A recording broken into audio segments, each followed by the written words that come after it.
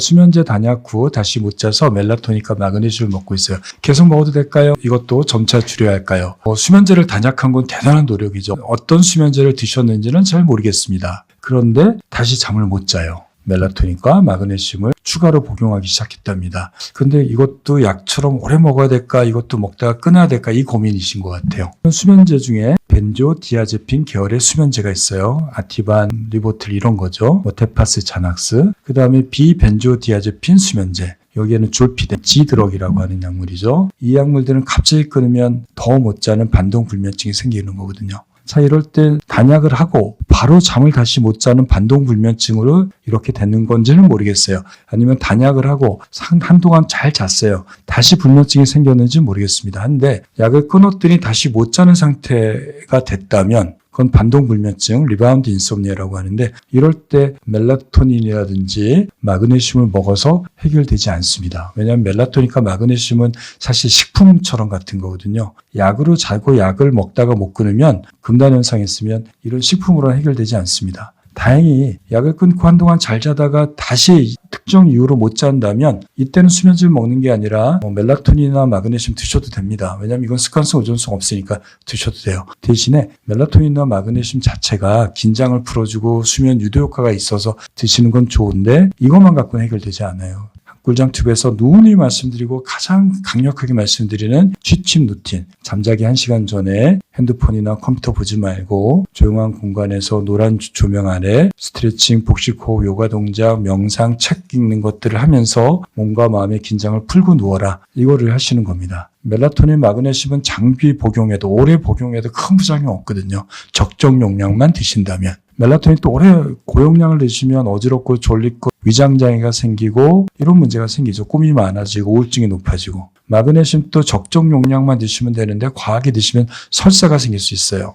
또 근육의 경련도 나타날 수 있습니다. 적정 용량, 허가된 용량만 드신다면 장기 복용해도 문제는 없고 멜라토닌만 마그네슘 갖고는 잠을 잘 수 없으니까 좋은 수면 습관, 낮에 운동하고 햇빛 쬐고 그리고 규칙적으로 식사하시고 낮잠은 20분 내로 제한하고 커피 마시지 말고 잠자기 3시간 전부터는 식사를 하지 말고 땀난 운동하지 말고 긴장 푸는 취침 루틴을 하셔라. 자, 그런데 약을 먹었다가 중단했더니 못 자서 다시 멜라토닌과 마그네슘을 먹는다. 이런 경우는 해결되지 않습니다. 이럴 때는 현재 기존에 복용했던 벤조 약물을 드세요. 그리고 마그네슘이나 멜라토닌 같이 드셔도 되고 얘는 안 드셔도 취침 루틴을 열심히 하시는 거예요. 취침 루틴 통해서 수면의 질이 더 좋아지고 잠자는 시간이 늘어나기 시작되면 기존에 먹는 약 중에 제일 순한 거를 3일에서 5일 간격으로 4분의 1씩 줄여가셔야 됩니다. 특히 의존성과 중독이 있는 수면제를 복용하시는 분들은 복용하는 순간부터 끊고 싶을 거예요. 그런데 그거를 2주 이상 복용하게 되면 이미 습관성과 의존성과 중독성이 생긴 겁니다. 습관성이 생긴 다음에 약을 끊으면은 굉장히 힘듭니다. 내가 약을 먹고 있어요. 그럼 약을 그대로 드시는 겁니다. 드시고 취침 루틴을 1시간 정도 내가 자는 시간을 정해놓고 꾸준히 하십시오.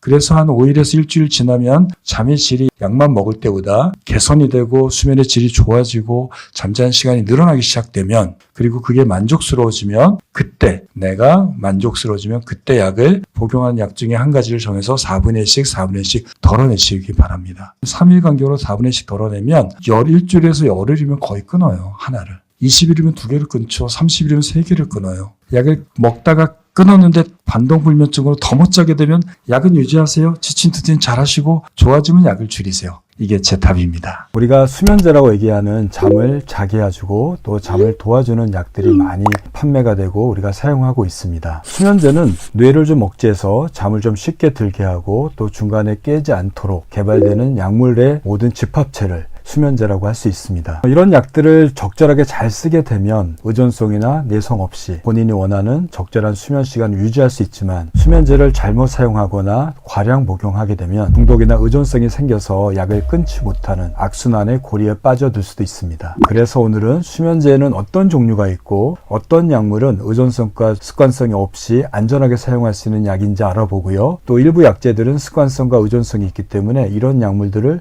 현명하게 사용하는 방법들에 대해서 속 시원하게 여러분들과 함께 알아보도록 하겠습니다. 먼저 수면제를 얘기를 하려고 그러면요. 우리 뇌가 어떻게 깨어 있는지 그리고 어떻게 자고 있는지를 알아봐야 됩니다. 왜냐면요. 수면제는 각성 시스템을 억제하고 수면 시스템을 높임으로써 밤에 쉽게 잠들도록 만들게 됩니다. 각성 시스템을 좀 알아볼까요? 뇌간이라고 하는 부위에 세로토닌, 아드레날린, 히스타민, 도파민 이 네 가지의 모노아민 신경 전달 물질이 분비가 됩니다. 분비된 네 가지 신경 전달 물질은 대뇌를 깨우게 됩니다. 대뇌에 아세틸콜린의 분비를 왕창시킴으로써 뇌가 켜지는 겁니다. 어떻게 보면 이 네 가지 신경 전달 물질은 자동차로 따지면 차의 시동을 걸어주는 역할을 하게 된다고 할 수 있겠습니다. 이렇게 뇌가 활성화하게 되면 시상하부 중에 복외측 전시각 영역이라는 부위에 아데노신이 쌓이게 됩니다. 아데노신이 차곡차곡 쌓이게 되면 각성 시스템을 점차 꺼지게 됩니다. 아데노신이 더 이상 쌓일 데 없을 정도로 가득 차게 되면 복외측 전시각 영역은 가바라고 하는 뇌 억제 신경 전달 물질을 분비를 시켜서 세로토닌, 아드레날린, 히스타민, 도파민을 만들어내는 신경 부위를 억제를 시킵니다. 가바는 뇌를 억제하는 신경 전달 물질입니다. 이때부터 멜라토닌이 조금씩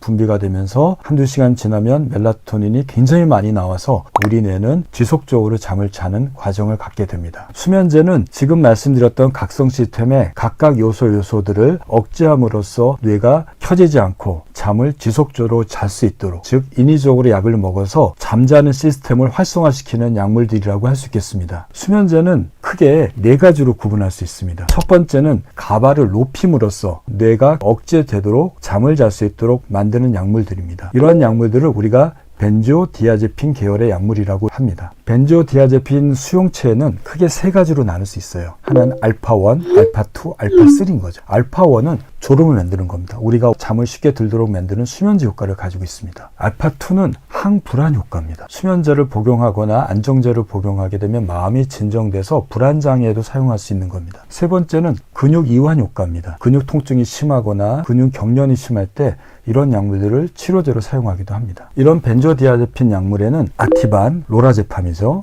디아제팜, 마륨이죠. 리보트릴, 크로나제팜, 달마돈, 플로나제팜, 트리아졸람이 여기에 해당되는 약물입니다. 지금 말씀드렸던 이런 약물들은 알파1, 알파2, 알파3를 동시에 작동시켜서 잠도 쉽게 들게 하고 항불안 효과도 만들고 근육 이완 효과도 나타냅니다. 하지만 직접적인 벤조디아제핀 계열의 약물들은 약효가 보통 짧아도 이틀, 길면은 4일 정도 지속되게 됩니다. 약효가 길고 또 간으로 대사되기 때문에 습관성 내성 의존성이 생길 수 있습니다. 그 이유는 이 약물들은 대개 간으로 대사되는데요. 같은 공장에서 약을 계속 처리하다 보니까 처리 속도가 굉장히 빨라지는 겁니다. 대사 속도가 높아지는 거죠. 그래서 약을 먹더라도 금방 대사가 돼서 체내 밖으로 빠져나가기 때문에 혈중 농도가 금방 떨어져요. 그렇기 때문에 오래 먹게 되면 약의 농도를 높여야지 같은 효과를 내게 됩니다. 이런 약물들을 복용하면 가바를 많이 만들어내는데 이런 약물을 갑자기 안 먹게 되면 가바가 생성이 갑자기 안 되니까 환자들은 불안하고 안절부절하고 잠을 다시 못 자는 의존성과 습관성이 생길 수 있습니다. 그래서 1990년대 후반에 벤조디아제핀 수용체 중에 알파1에만 작동되는, 즉 수면 효과만 있고 항불안 효과가 없고 근이완 효과가 없는 약물들이 나왔습니다. 우리가 잘 아는 졸피뎀, 잘레플론, S졸피클론이 이에 해당돼서 이 약 세 가지 약물들을 G드럭이라고 얘기를 합니다. 이런 약물들은 간으로 대사되긴 하지만 방광기가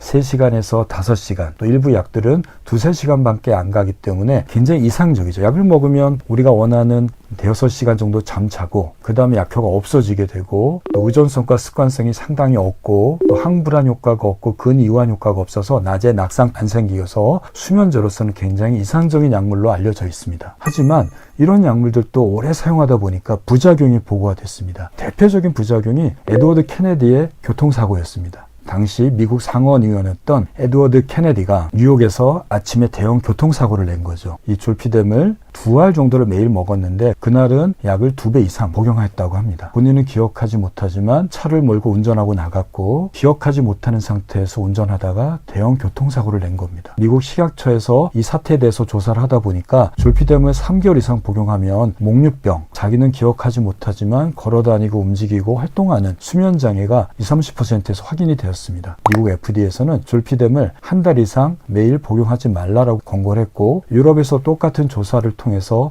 한 달 이상 복용하면 습관성과 의존성도 일부 생기고 목류병과 같은 사건 수면이 잘 발생하는 걸 알려졌습니다. 목류병 이외에도 자다가 자기도 모르게 음식을 먹는 수면 섭취 장애도 이 졸피뎀을 오래 복용하게 되면 나타나는 부작용으로 확인이 되어서 미국과 유럽, 우리나라에서도 한 달 이상 처방을 못하게 하고 매일 복용하지 않도록 권고하고 있는 약물입니다. 두 번째는 멜라토닌 제제가 해당됩니다. 멜라토닌은 잠들 때 나오는 천연의 수면 호르몬인데 이 수면 호르몬이 나이가 55세가 되면 젊은 사람에 비해서 절반으로 줄게 되고 70세가 넘어가면 3분의 1로 줄게 되는데 부족한 멜라토닌을 인위적으로 복용함으로써 잠을 조금 더 효율적으로 잘 수 있도록 만드는 약물이 멜라토닌 제제 약물이라고 할 수 있습니다. 세 번째는 각성 시스템 중에 히스타민을 억제하는 약물이 세 번째 수면제입니다. 우리가 감기약을 복용하면 굉장히 졸린 것을 경험하게 되는데요. 그 이유는 감기약 중에 콧물을 억제하도록 만드는 항히스타민 제제가 들어있어서 그렇습니다. 히스타민은 뇌를 깨우는 물질인데요. 그걸 억제하니까 우리가 졸린 거죠. 네 번째 약물은 올렉신을 억제하는 약물로서 국내에는 아직 시판되고 있지 않습니다. 미국과 유럽에서 3, 4년 전부터 출시가 돼서 사용되고 있고 조만간 우리나라에도 출시가 되기를 기대하고 있는 약물입니다. 이 약물을 이해하기 위해서는 올렉신을 좀 알아야 될 것 같습니다. 각성 시스템, 즉 세로토닌, 아드레날린, 히스타민, 도파민이 지속적으로 활성화되도록, 즉 중간에 꺼지지 않도록 하는 물질이 올렉신입니다. 이 올렉신이 지속적으로 분비가 돼서 각성 시스템이 중간에 꺼지지 않고 시동이 멈추지 않도록 도와주는 물질입니다. 기면병 환자들은 이 올렉신이 부족해서 중간중간에 나도 모르게 순간순간 졸게 되는 졸음병이 기면병 환자라고 할 수 있겠습니다. 그런데 불면증 환자에서도 보니까 이 올렉신이 밤낮으로 굉장히 높아진 것들을 볼 수 있습니다. 밤이 되면 생체시계가 꺼져서 올렉신도 분비가 안 돼야 되는데요. 밤에도 생체시계가 완전히 꺼지지 않게 되니까 올렉신 농도가 좀 높아진 게 연구 결과가 확인된 거죠. 그래서 제약회사에서는 이 올렉신을 억제하는 약물이 만들어졌습니다. 그것이 수보렉산트나 렘보렉산트와 같은 산트라가 붙어있는 약물들입니다. 습관성이나 의존성, 내성이 없는 약물로 알려져 있고 약을 복용하게 되면 밤에 올렉신 억제해서 쉽게 잠들고 중간에 깨지 않도록 도와주는 약물로 활용되고 있습니다. 이렇게 네 가지 약물 중에 멜라토닌 제제나 또는 히스타민 억제 약물, 올렉신 억제하는 약물들은 습관성과 의존성이 전혀 없습니다. 멜라토닌을 작동시키고 히스타민을 억제하고 올렉신을 억제하기 때문에 의존성과 내성이 사실 거의 없다고 알려져 있기 때문에 보다 안전하게 우리가 활용할 수 있는 거죠. 여러분들이 수면제에 대해서 두려워하지 마시고요. 적절히 활용한다면 본인의 수면 습관을 개선하는 데 굉장히 도움이 될 수 있습니다. 하지만 무턱대고 모르면서 약을 복용한다면 습관성과 의존성이 생길 수 있습니다. 여러분들의 수면은 여러분들이 지키는 겁니다. 여러분들이 규칙적으로 수면 습관을 유지하는 수면 위생을 잘 지키고 수면 루틴 습관을 잘 만드시면서 그것들이 보다 효과적으로 건강한 수면을 유지할 수 있기 위해서 수면제를 활용한다면 건강한 수면이 빨리 되찾아질 거고 좋은 수면 습관이 형성될 거라고 믿습니다. 여러분들의 꿀잠을 기원하면서 오늘 방송을 마치도록 하겠습니다.